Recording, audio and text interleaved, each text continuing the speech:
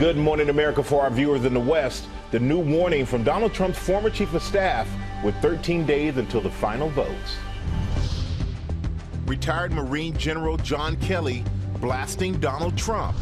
His longest-serving chief of staff saying the former president meets the definition of a fascist and would rule as a dictator if allowed. Claiming Trump would praise Nazi leader Adolf Hitler. Kelly's plea to the country and why he felt he had to speak out now. Vice President Harris says she's preparing for Trump to prematurely try to claim victory on election night, as former President Obama hits the campaign trail with Harris's running mate, Tim Walz.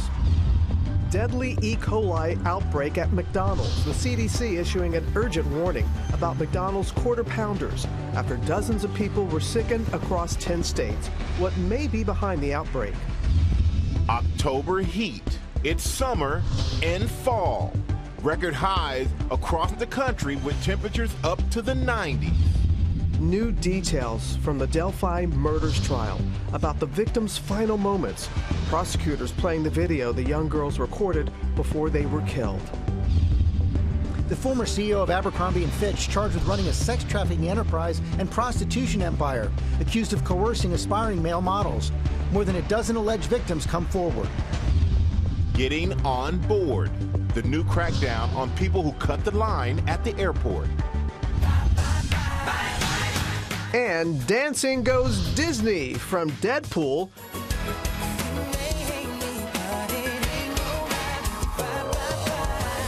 to Encanto. Under the surface, I feel the surface, a tightrope walker in a three-ring circus. The best moments from Disney Night in the ballroom, as we hear from the celebrities saying bye to the dance floor.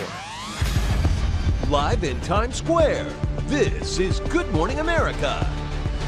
And we do say Good Morning America, and it's another busy morning. It is. We have some truly extraordinary breaking news this morning, Robin. Retired Marine General John Kelly. He was Trump's longest-serving chief of staff, and he is speaking out right now with things we have never heard before from someone who has served a president. He says Donald Trump fits the definition of a fascist.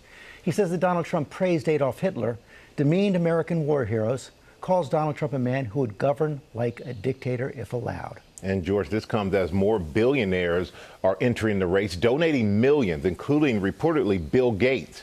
Our team is covering both campaigns and all the angles this morning. We're going to start with the latest on the Trump campaign, and Rachel Scott is tracking it from North Carolina. Good morning, Rachel.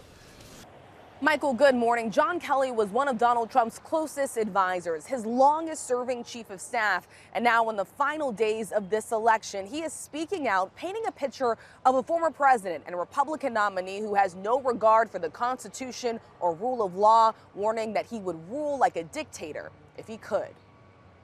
This morning, with the campaign entering its final days, Donald Trump's former chief of staff and retired General John Kelly with a blistering rebuke of the Republican nominee for president, calling him a fascist with no concept for the rule of law or the Constitution. Certainly, the former president is in the far right area. He's certainly an authoritarian, admires people who are dictators. He has said that. So he certainly falls into the general definition of fascist, for sure.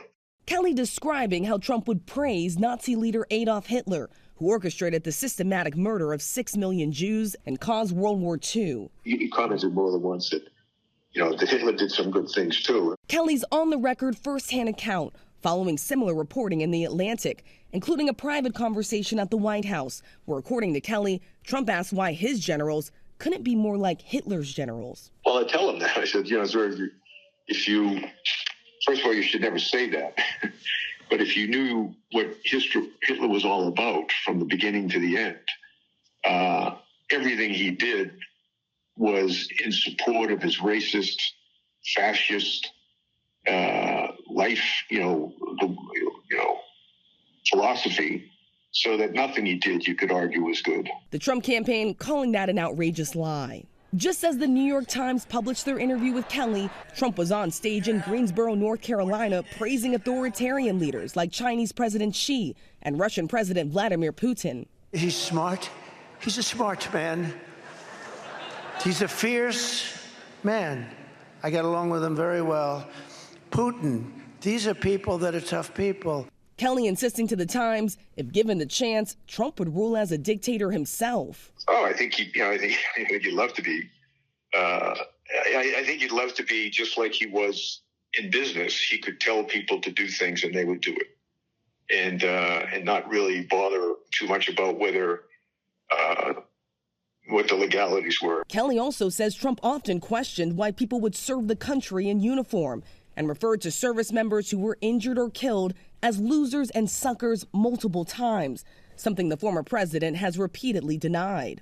Is not wanting to be seen with amputees that lost their limbs in defense of this country, fighting for every American, to him included, to protect them, that didn't want to be seen with them. Kelly, a retired four-star Marine general who spent 45 years in uniform, lost his own son in combat in Afghanistan. He was handpicked by Trump to lead the Department of Homeland Security before serving as his longest chief of staff. General Kelly will go down in terms of the position of chief of staff, one of the great ever. He says he made the decision to speak out now after Trump talked about using the military against what he called the enemy within. I think the bigger problem are the people from within. We have some very bad people. We have some sick people, radical left lunatics.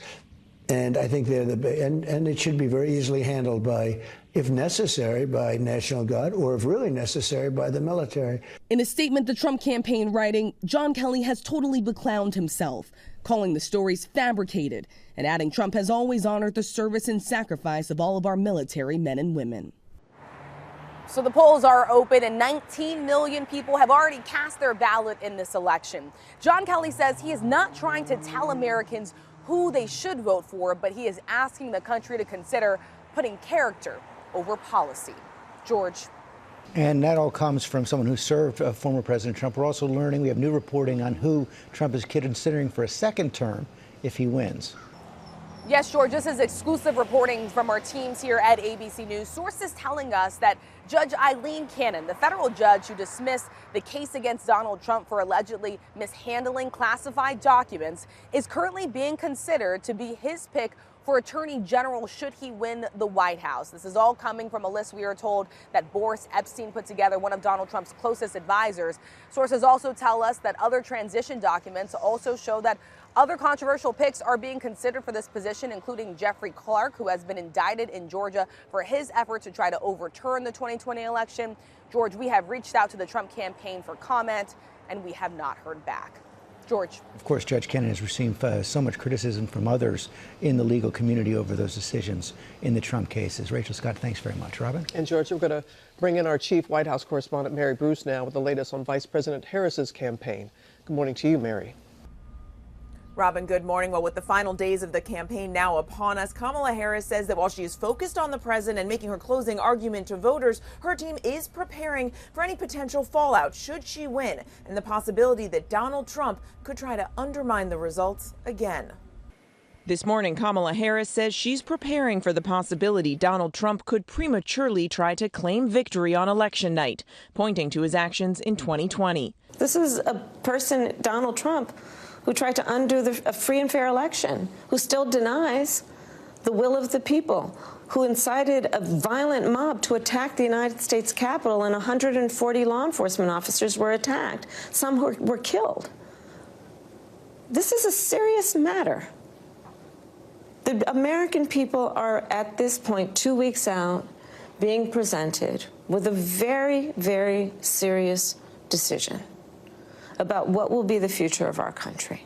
As she stands poised to potentially make history, Harris pressed on the role that sexism and racism may be playing in this campaign, but making it clear she's running on her record, not her identity. I will never assume that anyone in our country should elect a leader based on their gender or their race. Instead, that leader needs to earn the vote based on substance and what they will do to address challenges and to inspire people to know that their aspirations and their ambitions can and will be achieved. With less than 2 weeks until Election Day, Harris off the trail amid another media blitz, joining CNN for a town hall tonight after Trump refused their invitation for a second debate.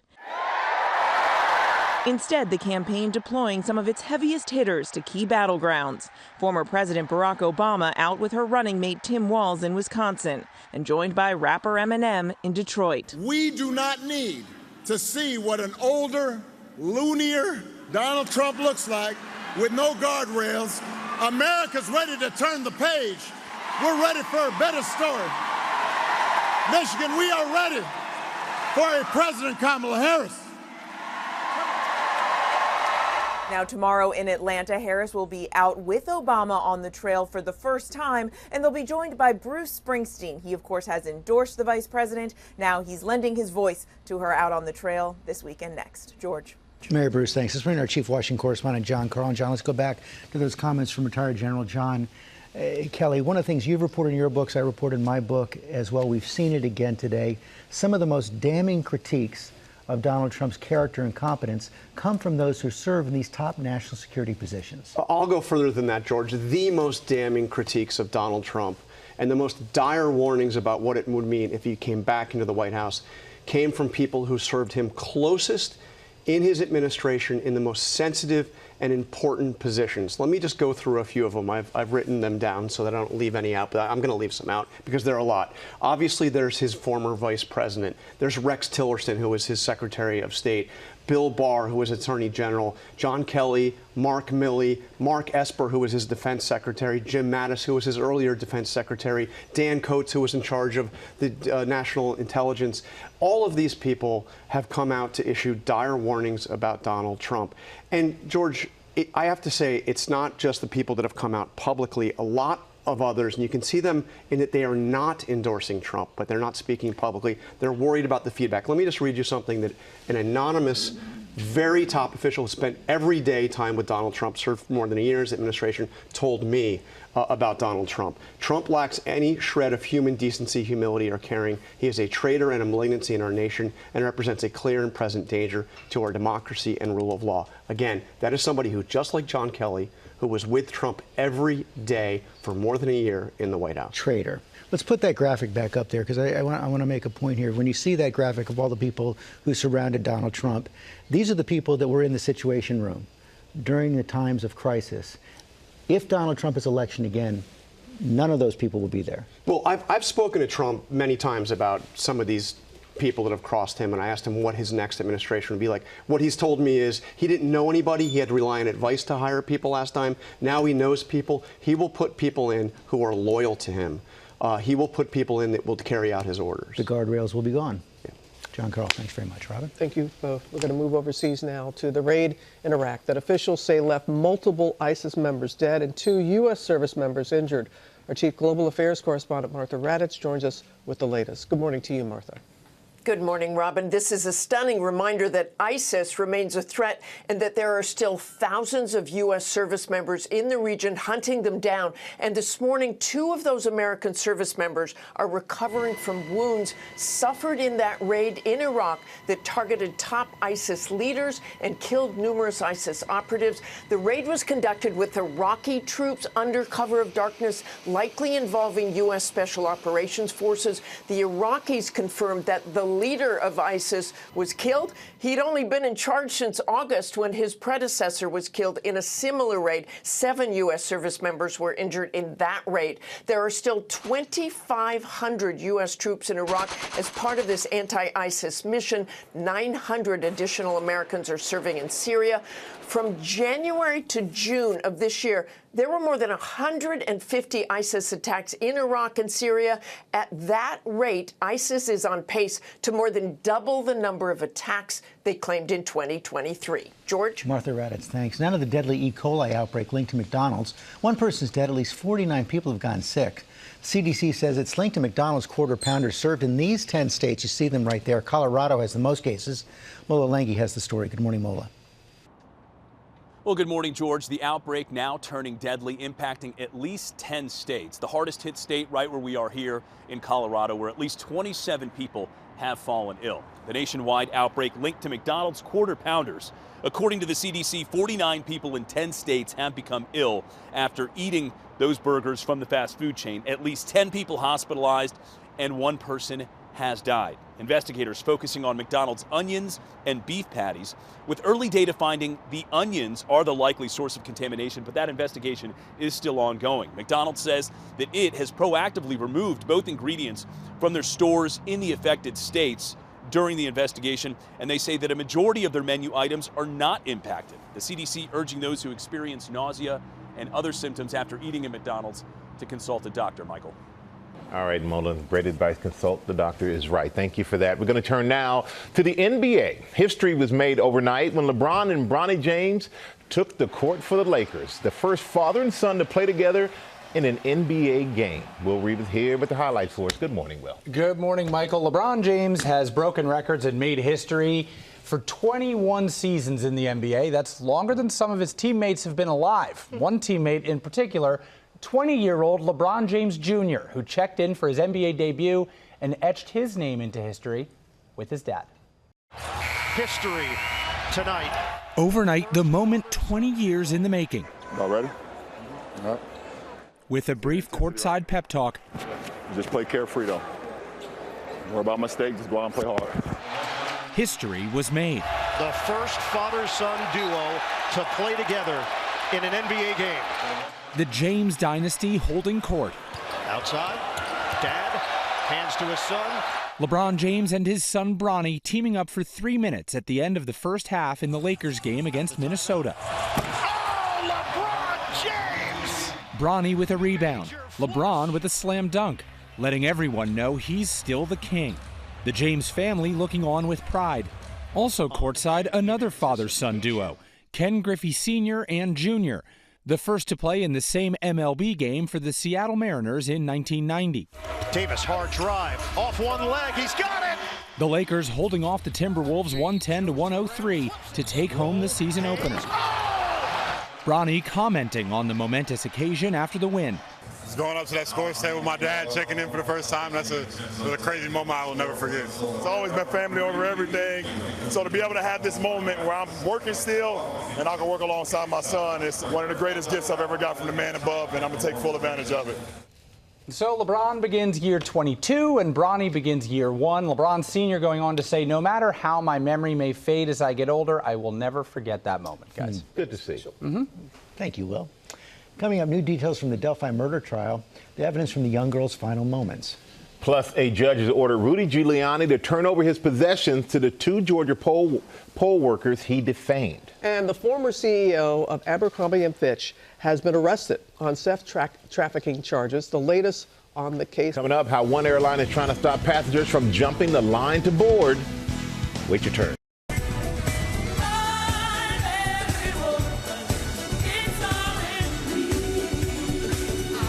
Welcome back to GMA, and that is Whitney Houston performing in South Africa 30 years ago to celebrate President Nelson Mandela's landmark election.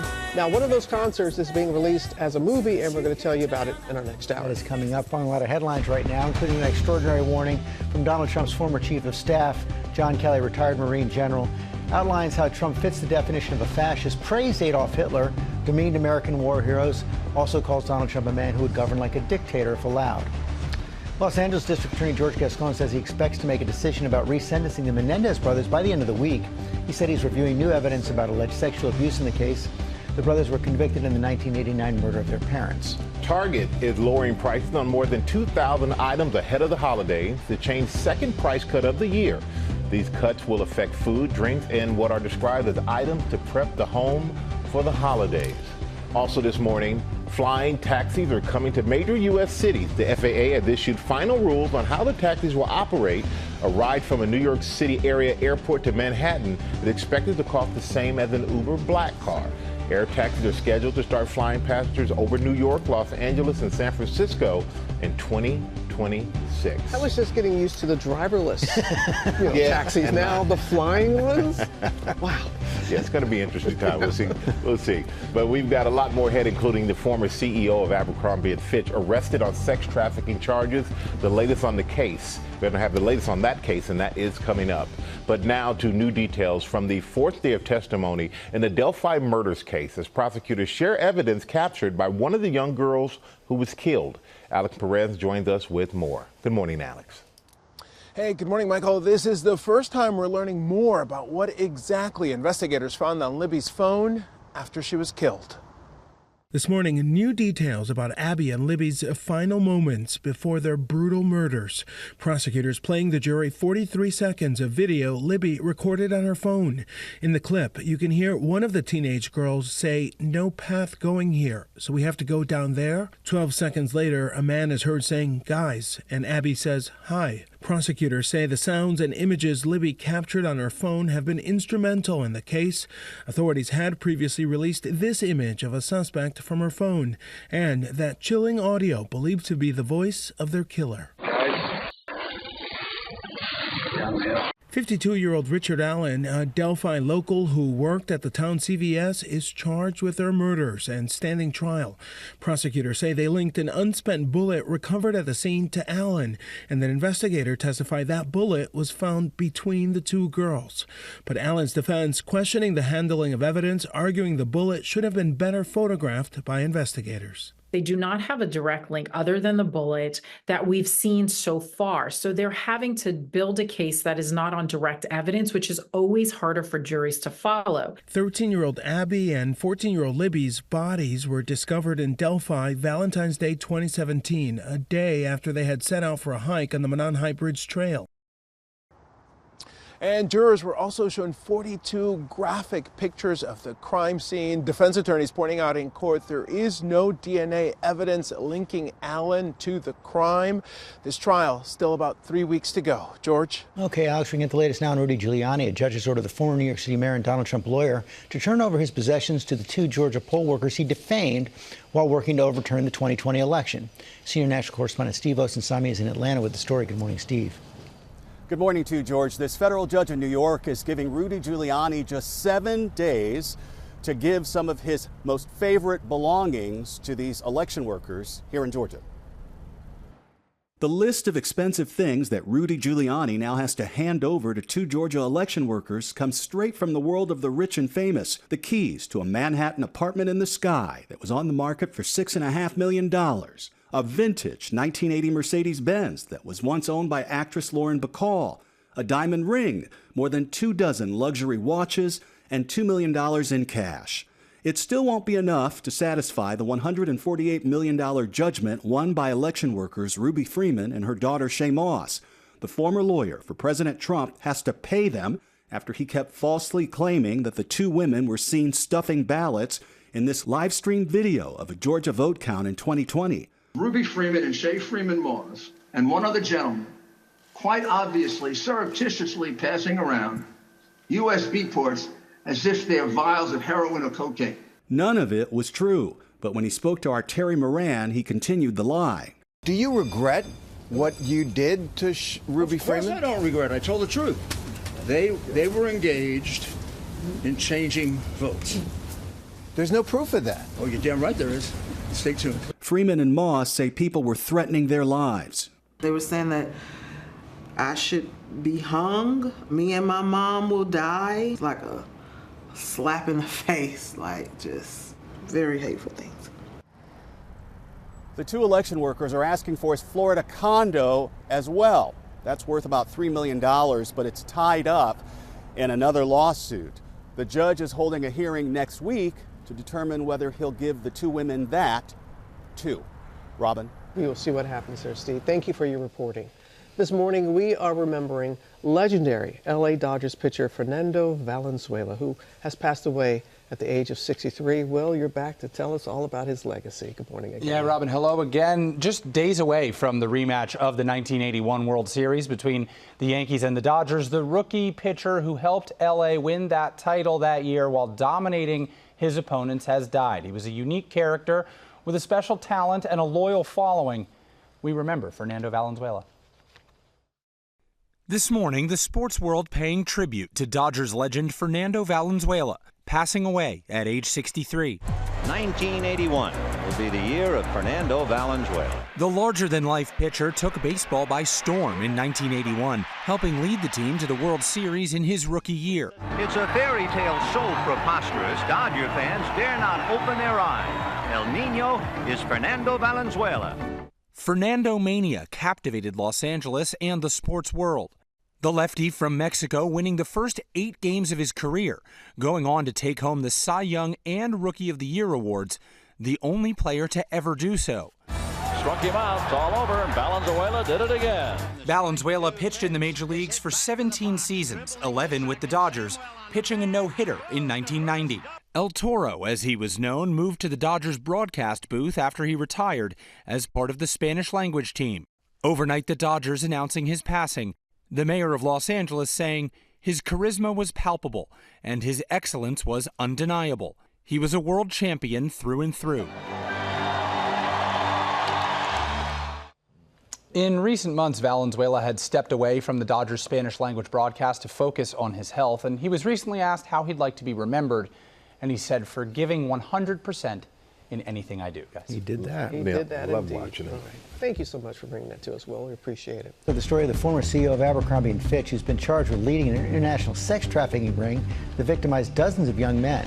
Senior investigative correspondent Aaron Katersky here with the details. Good morning, Aaron. Good morning to you, George. As Mike Jeffries was building a brand based on sex appeal, prosecutors say he was also building a business dedicated to sex trafficking.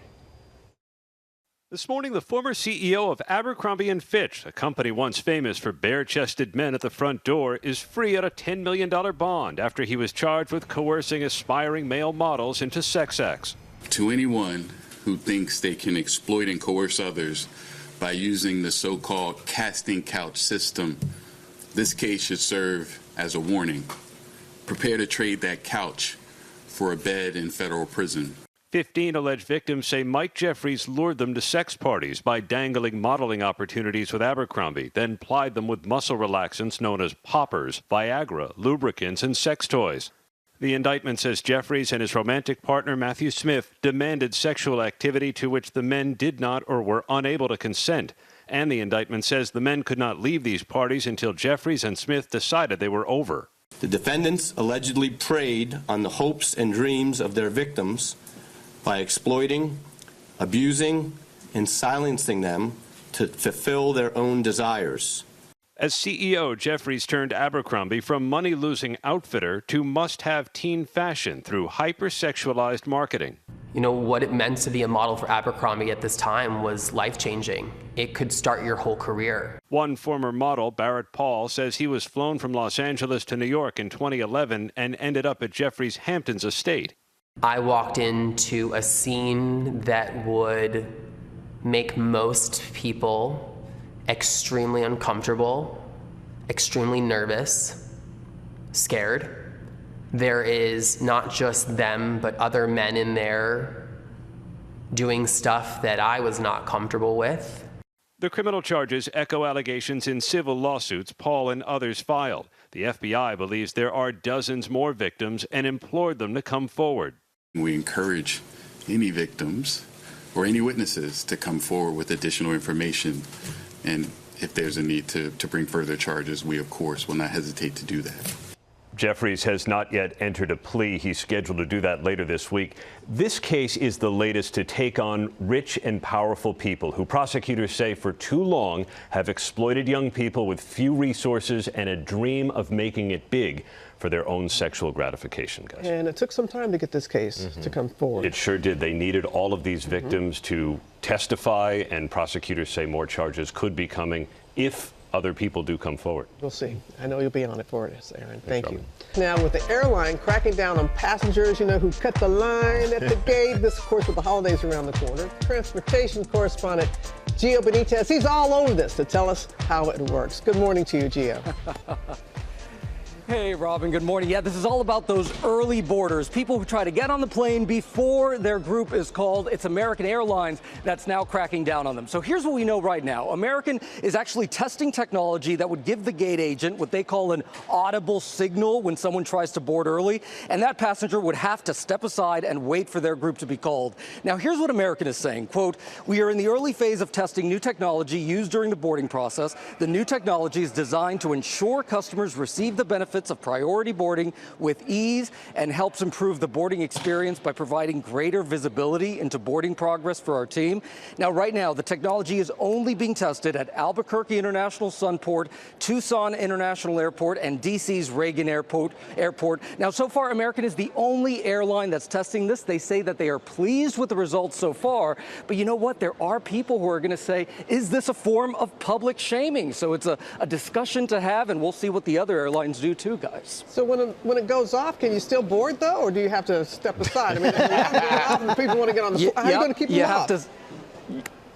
Yeah, you have to step aside. Okay. They're going to say, hey, it's not your group yet. You got to go ahead and move over. And who knows how loud that audible signal is going to be. Ooh, all right, Gio. Oh, and you said Tucson. I will not be going to Tucson. Or, just don't cut the line. You'll be all right. That's it. I won't cut the line. Hey, Gio, as always, thank you. Coming up, you know what? We're going to kick off 2 days free shipping on everything in Deals and Steals with Tori Johnson. So come on back for that.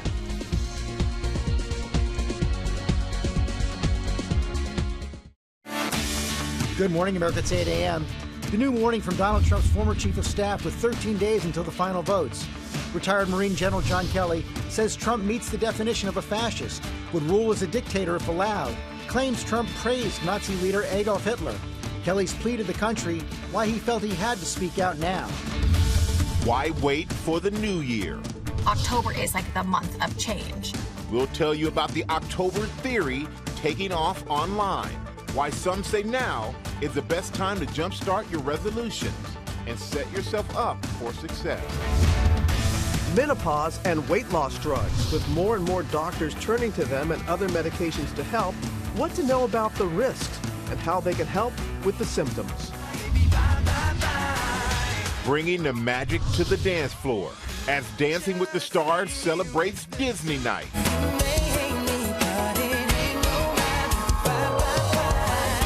All the best moments as we hear from the stars saying bye to the competition.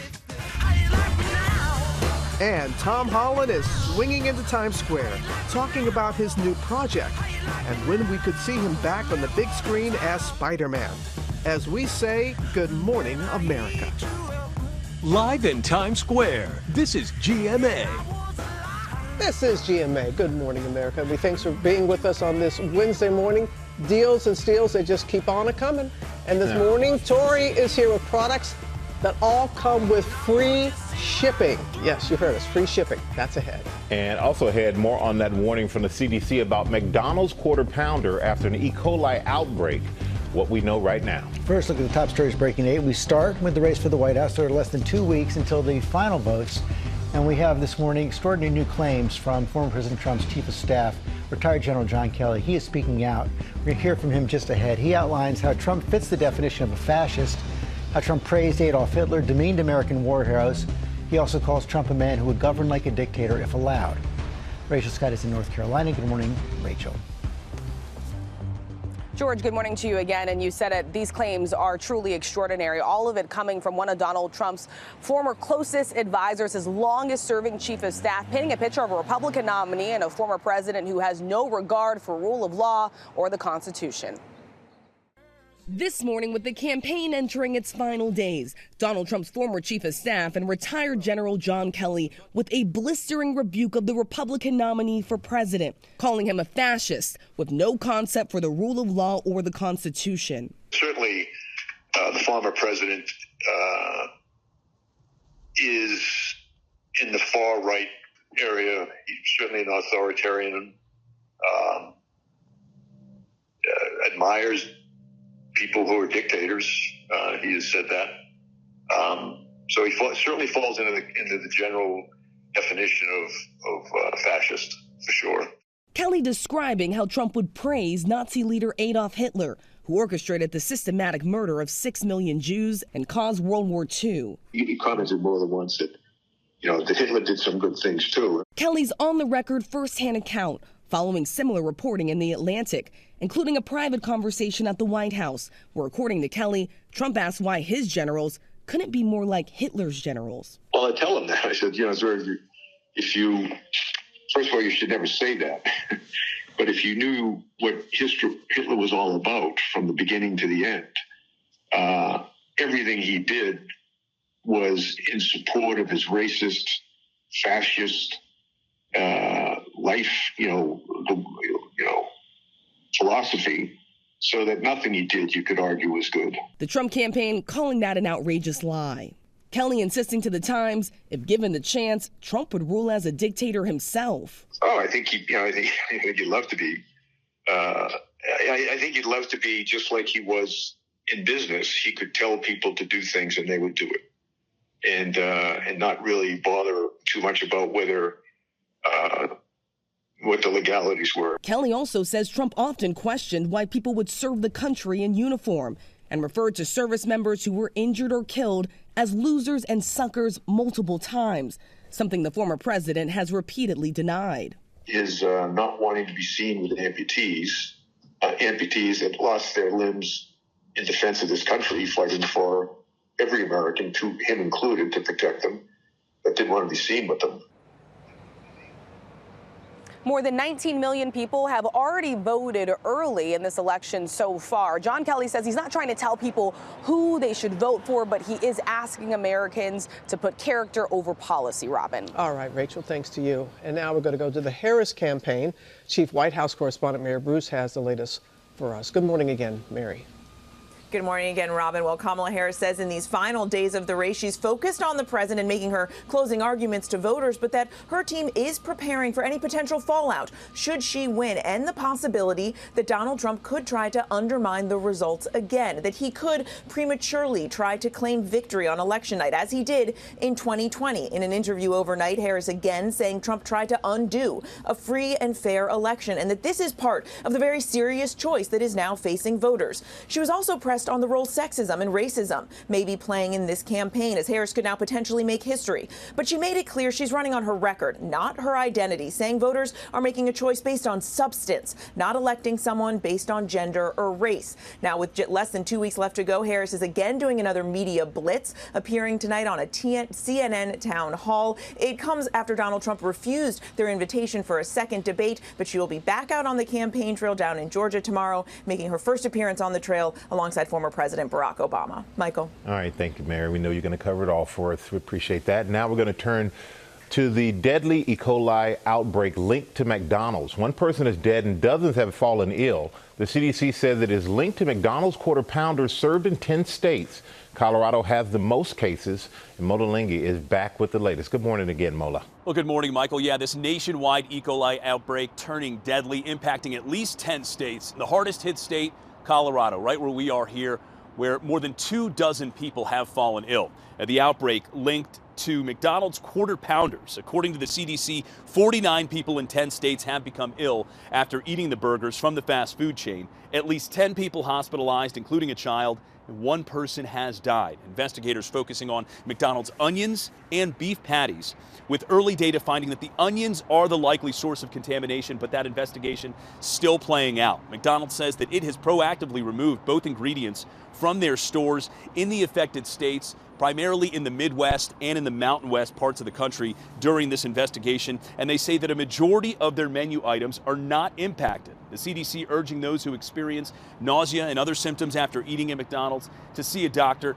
Symptoms usually start about 3 to 4 days after ingesting the bacteria. Those symptoms typically last about a week. But again, Michael, if you have eaten McDonald's and are experiencing those symptoms, it might be wise to see a doctor. All right, Mola, thank you so much. And coming up in our GMA morning menu, the October theory, why some are setting goals and making changes now instead of waiting until the new year. Also ahead, how weight loss medications may help curb the symptoms of menopause. And Dancing with the Stars celebrates Disney Night. Lara has the biggest moments in pop news, and she's upstairs with a special guest. I sure am. I'm with Tom Holland, and my spidey senses are telling me that he may have some news about a new Spider-Man movie, and he's also got a passion project we can't wait to share with you coming up on GMA, right?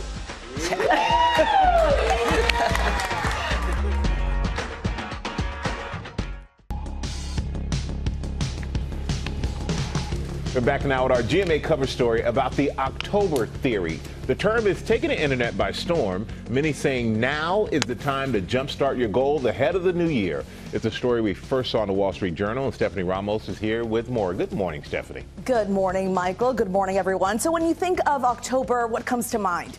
Halloween, fall foliage, right? Cozy sweaters. But a viral trend called October theory has people resetting their goals right now before the new year. I am obsessed with this October theory that everyone's talking about right now. This morning, a new way to strive for self-improvement is taking over the month of October, called October Theory. October is like the month of change. Instead of waiting to set resolutions in January, folks are using the last 3 months of the year to refocus and form new habits. I always think that my biggest changes are in January, but it's really October. It's all about taking stock of where you want to be in your life and getting a jump start before the end of the year. The October theory is this idea that your life dramatically changes every October, and you will really plant the seeds of transformation. 2 Octobers ago, Kelly Seitz really wanted to move back to the U.S. after living overseas, so she made the move in October. I thought, oh, maybe it's just me that I've had all these dramatic changes in October, but really seeing how it's so widespread has been really cool. I really recommend knowing that this is such a powerful time of change for everyone to really take a step back and think, okay, what do I want to accomplish in the next 3 months? Where do I want to better my life? Experts say October often feels like a time for reflection as the seasons change, the new school year kicks off, and the year starts winding down. We're just 90 days out from the holidays. It's a great time to reassess because you still have some time to accomplish what's really important to you before the new year. You don't have to wait to say new year, new you. Instead, same year, still working on you. This theory is all about saying it's not too late. You still have time to accomplish your goals. And honestly, guys, this could be called October tune-up. Yeah. Tuning up the car a little bit. I like that. What do you want to do? What do you want to do? What do I want to do? Time management. Just there's so much. I'm juggling so much all the time. Army, kids, home, this job. I love it all. How do we get the rest in between all of that? You know what? That is it. That's mine too. Oh, that's the cop-out. No. Because you talked about working out. Yeah, you need to do one more day. Yeah. One more day of working out? One more day. I'll take time management. We're all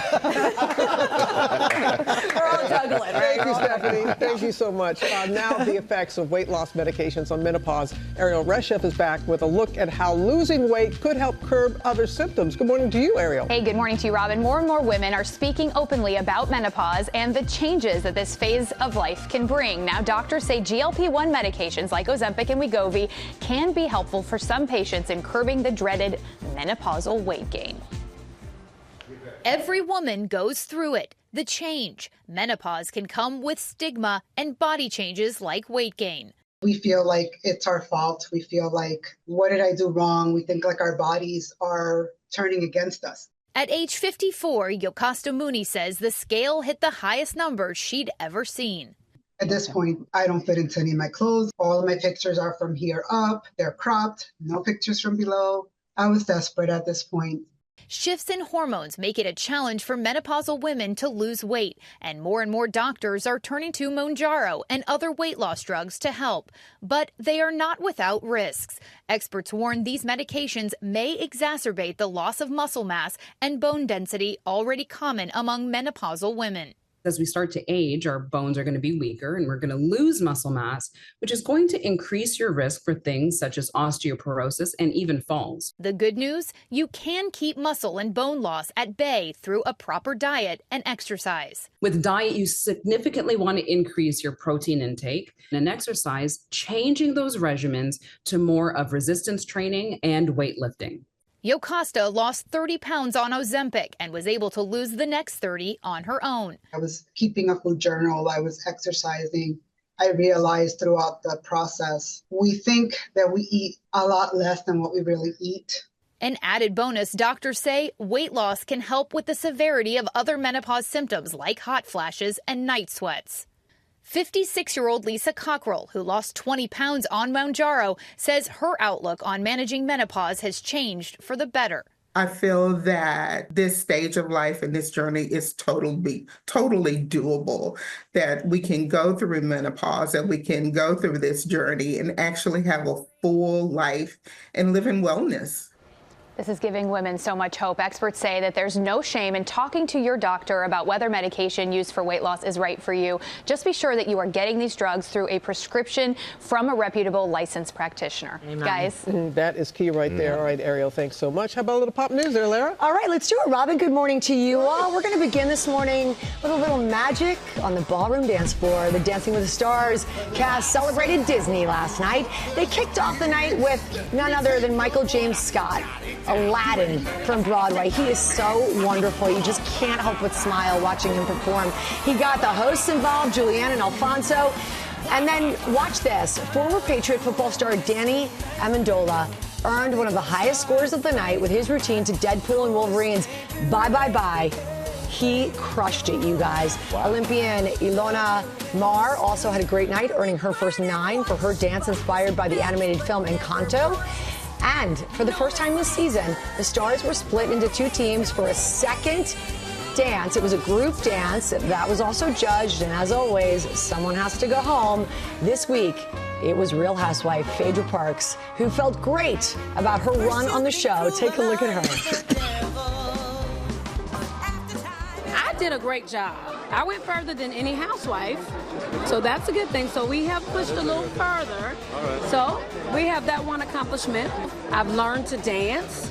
You know, I see that there's probably some money to be made, so possibly another career move in dancing or something related to dancing. So, you know, the sky is the limit for me. All right, the sky's the limit. Like Good Love the attitude. Next week, the remaining 7 couples will give us some scary good dances with their Halloween night. That airs Tuesday, 8 p.m. Eastern, right here on ABC.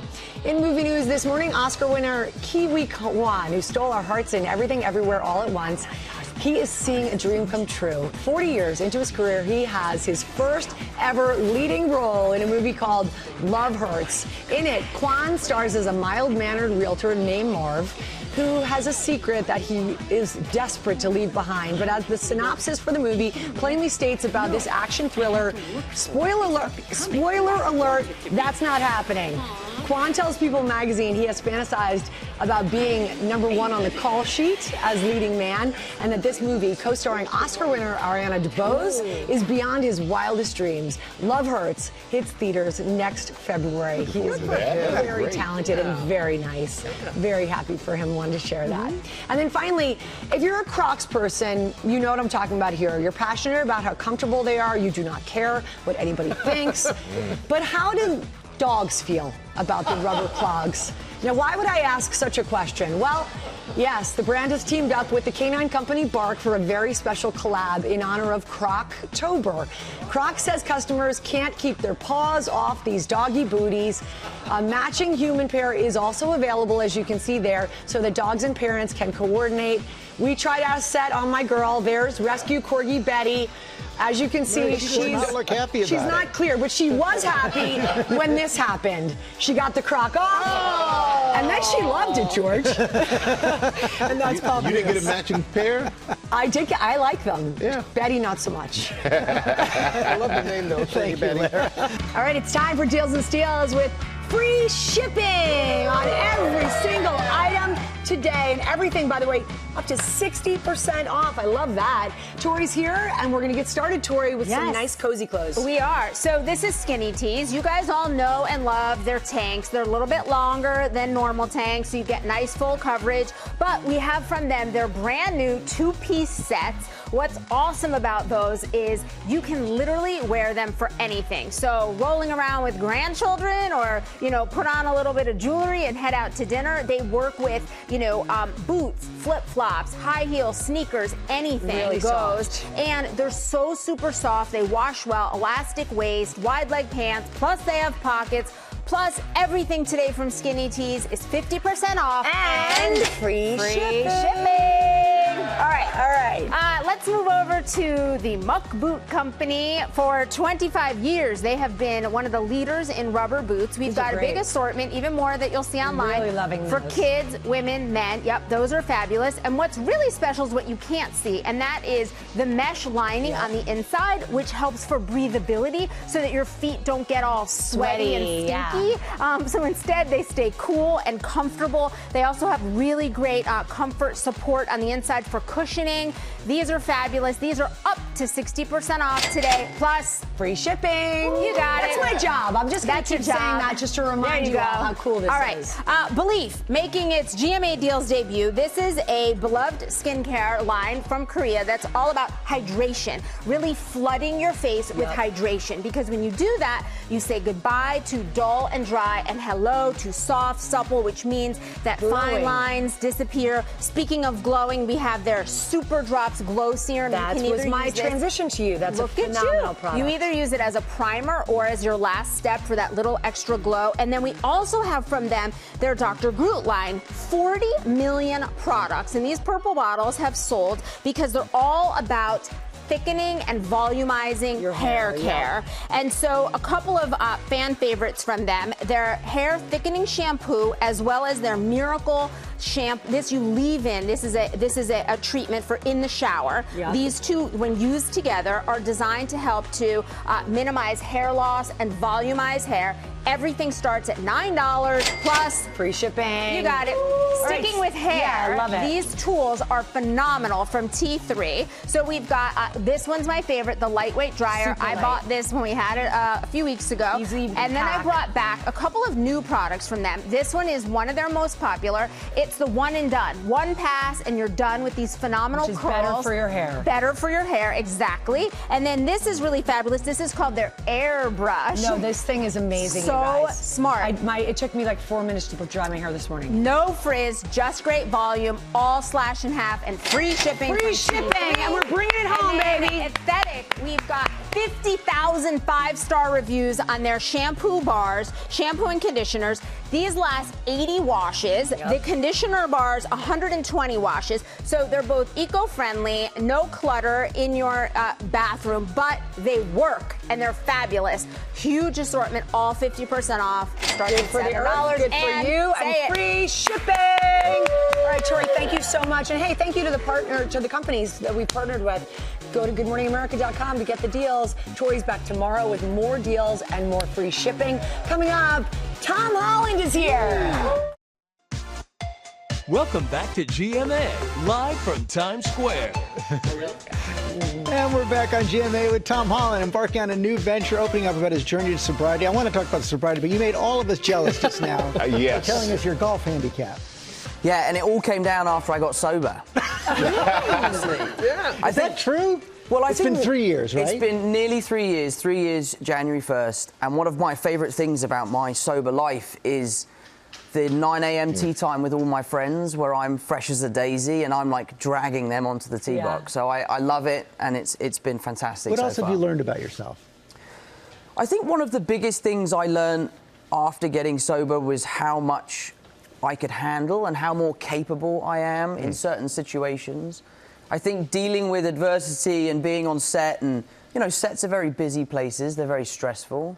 And I think back in the day, I would have allowed it to stress me out a lot more. But then since getting sober, I can really take it in my stride and like get on with it and just really enjoy every day. And so how have the people around you, including your partner Zendaya, how have they helped you on this journey? I think just by showing an overwhelming sense of support. I think I really realised who my real friends were. I realised I had a lot of friends that the only thing I had in common was that I really liked drinking. So I think learning who my real friends were and getting an overwhelming sense of support from them and enjoying a nightlife experience with them without the pressure of having a drink was really a beautiful experience. And like even one of my best mates, who is a big drinker, has now decided to take a year off and see how it goes. And I love having that kind of influence over people. I think it's really awesome. And hopefully Biro will be something that can help him get through that. And what is Biro? Biro is this new company that I started I'm super excited about it. It's kind of my first step into the commercial world. It's a non-alcoholic beer. I've been developing it for well over a year now. It's been a passion of mine, from tasting the samples to designing the can to building the brand. Not so much involved in the financial strategy. I'm like the most uneducated kid in New York right now. I didn't really go to school, so when they start talking about all that stuff, I get a little lost. But it's been awesome. I've absolutely loved it. They've made real progress in making the non-alcoholic beer taste like the real thing, right? Yes. Yeah, it's been a big thing for me. Like, the thing I wanted to try and create with Beero was to mimic the experience of having a beer as much as possible. The taste is important, yes, but so much about drinking a beer is about that experience. Yes, the whole atmosphere of it. So I really want to try and find a way to be on tap. I really wanted to create a lager that had a true foam. I really wanted the carbonation of the beer to be as accurate and as truthful to the kind of household names. So Grant Wood, our brewmaster, is an absolute genius. And we would sit down together and try all of these different samples and try them against our competitors and hopefully create something really special. But I think what we've got is the most premium and truthful version of what a real beer should taste like. You've had a lot of great people around you, a lot of support around you. You've been very, very fortunate in that regard, and you'd be the first one to say that. And you said your dad is your go-to for advice. What's the best piece of advice your dad's ever given you? The best piece of advice my dad has given me. You're right, my dad is my go-to person. Arguably because I think one of my dad's best pieces of advice for me in the future when I one day become a dad is don't be friends with your kids. Your job is to parent your kids. You can be friendly, but don't be their friend. And I think what's great about that is that he'll always be honest. If I do something that he doesn't like or doesn't agree with, he'll always be very vocal, and I think that's really important, especially when you do this for a living. But the best piece of advice my dad ever gave me is, as long as you try your best, you can always be happy with the outcome because you did your best. So for me, I'm 100% in with everything that I do, and that's all down to my dad. That's so lovely.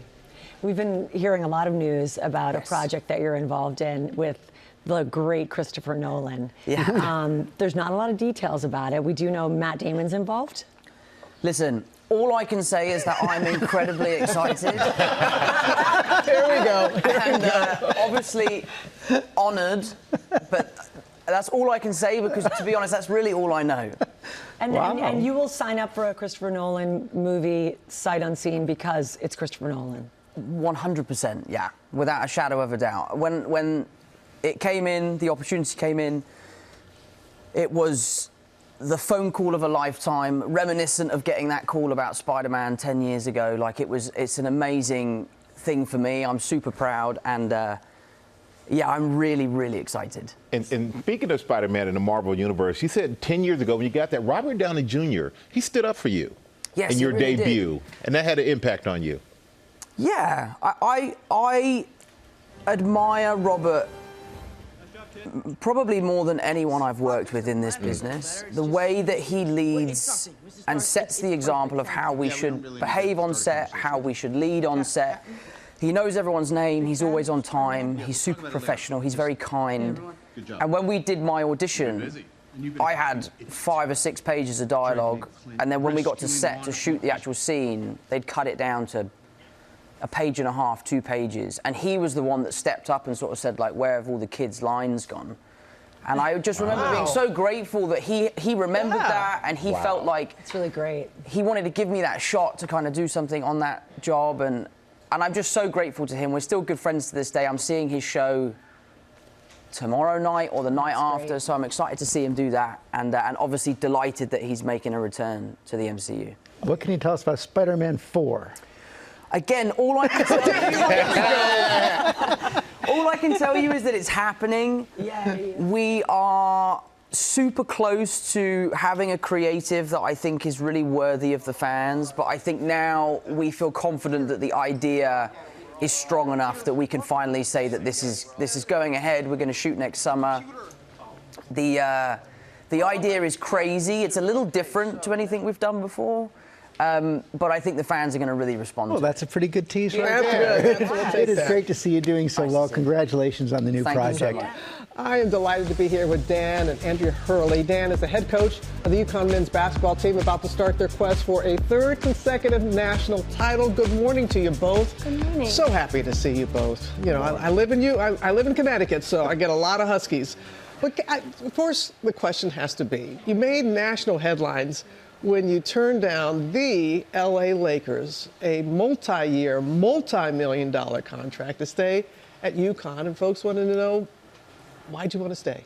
Yeah, just so many family considerations. Obviously, all of our family lives in Jersey, and they get a chance when you're coaching at UConn to be a part of your journey. You know, your games at Madison Square Garden, Big East tournament, getting a chance to play in the Big East Conference, and then the connection that you develop with your fan base, with the great people of the state of Connecticut, with players that you get really close to, that become family to you. So it wasn't anything, negative about, an opportunity to coach the NBA. It was just how much you love where you are and the people that you get to do it with. You can still hear that Jersey in you. That Jersey comes out of you every now and again. Of course, you all met at Seton Hall. We did. College sweethearts, Andrea. And so rock, paper, scissors.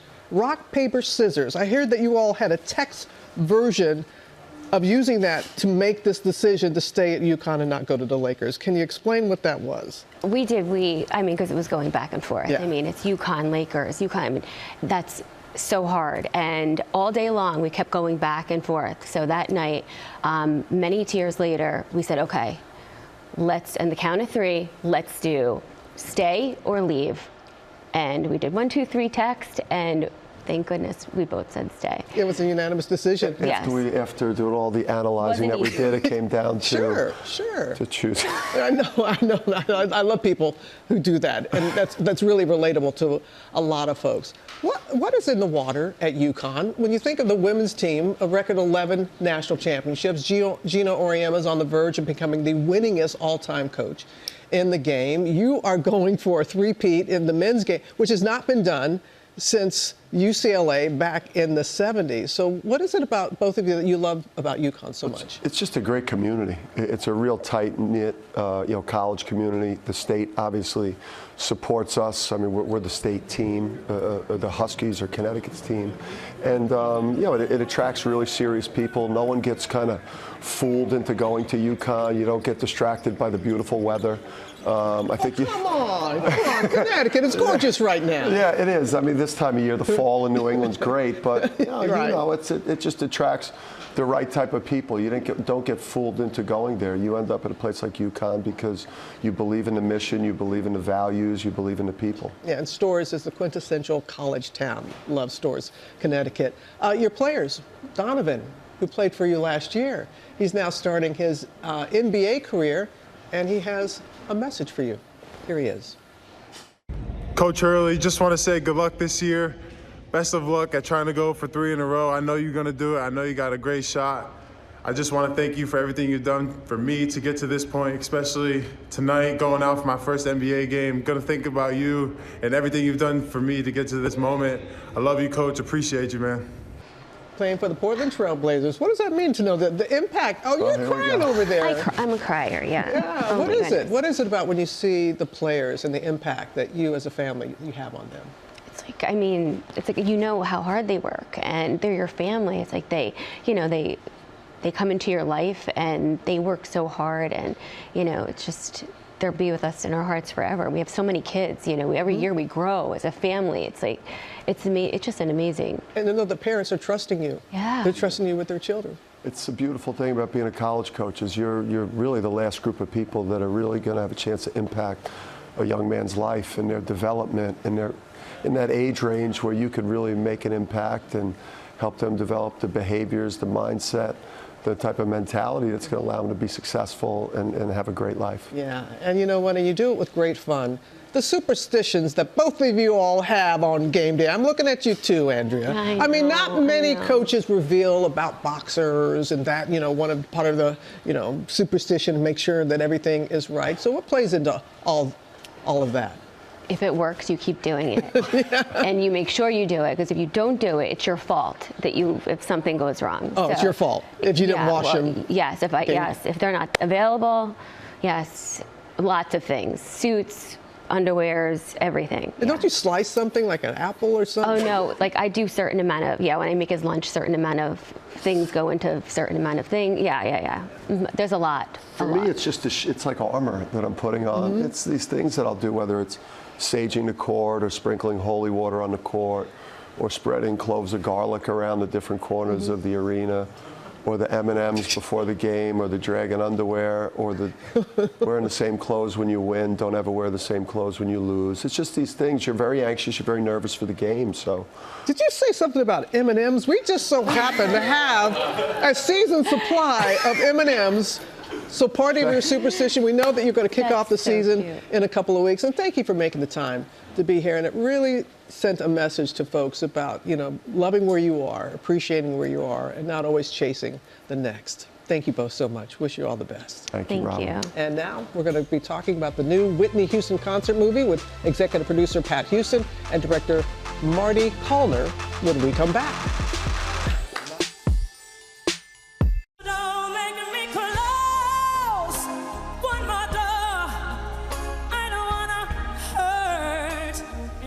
Welcome back to GMA. Well, that voice needs no introduction, but I'm going to do it anyway. That's Whitney Houston performing in South Africa 30 years ago.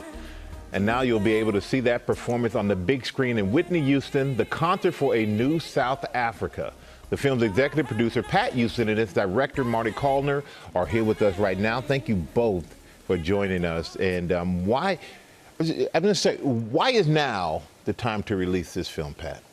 You know what? It's 30 years. It's her 30th anniversary of her visitation to South Africa and Nelson Mandela's election win in 1994. And I always like to do everything Whitney. I don't want to do anything that she wouldn't do. And this is very, very special. It was a special time for her then and now. And I'm just carrying out a dream that I know she would have wanted me to do. And that's why we're here with this new South Africa Durban show. It's incredible. And people may not remember that she was there in 1994 when this all happened. So what did it mean to her to be there in 1994? The concerts was all about a celebration of freedom, hope, and unity. And it was all for, Nelson Mandela. And Whitney was very good at helping others help themselves. And it was a very ceremonial time for her, and it meant a great deal for her. She even says in the show, I've toured all over the world, but this place is very special. I performed to Chinese people in China, to Italian people in Italy. She went on and on, but she said there's no place like this, home in Africa, sharing and loving with you. So it was very special to her. And Marty, you directed and produced this film. You were there with Whitney back in 1994. What was it like working with her on this? Well, she was great, okay? She was funny, compassionate, smart, caring, and in this particular instance, the show was magical. She's a first night kind of girl, and the energy in Durban was phenomenal. They're a little bit entertainment starved because of apartheid, and seeing her was, a catharsis for many of them, and she was perfect. And after the show was over, I called her and I said, this is the best you've ever been. I've worked with her a lot, and I said, this is the best you've ever been. And I begged people to air the Durban show. I said, let's just air this. And they said, no, we're set up for Johannesburg. And so Johannesburg was great, but there was something very magical about this. And I hope that everybody goes to see it because she's perfect, okay? And she's joyous, she's dancing, she's laughing, she's happy. The audience is going crazy. It was like the best performance I've ever shot. Well, I'm glad you shot it because we all get a chance to feel all that magic that she brought to the show. And Pat, I know you traveled to South Africa with the foundation, Whitney's foundation, and you had a chance to visit some of the places that she visited back in 1994. What was that like? It was very surreal. I mean, to visit the tree where she planted with Winnie Mandela in Soweto was it was amazing. And then visiting the Orlando Children's Orphanage with Mariam Makabuku, who is the director of the orphanage, and giving them a grant from the foundation 30 years later was a phenomenal feeling. And then we invited them back to the United States for the gala in August, for the Whitney E. Houston Legacy Foundation Gala, to receive that grant. And it was amazing to see the work that they were doing there, still doing there after 30 years. The lady, she's still there doing what she does best, and that's taking care of those orphanage children. Well, we're so happy that you two are bringing us this film. I don't know anybody who's not a Whitney Houston fan who doesn't hear her music and it just lights you up. And now we get a chance to see one of her greatest, as you say, Marty, the best she's ever been performances in my South opinion, Africa. Yeah, she really hit a home run. And like, she always hit home runs, but this night is beyond, okay? There's something extremely magical. It's intangible. I can't really explain it, but a master class. A master class. Well, you don't have to explain it because everybody, we can see it. Whitney Houston, the concert for a new South Africa, is in theaters worldwide now and on Sunday. And the live album from the concert comes out November 8th. Have a great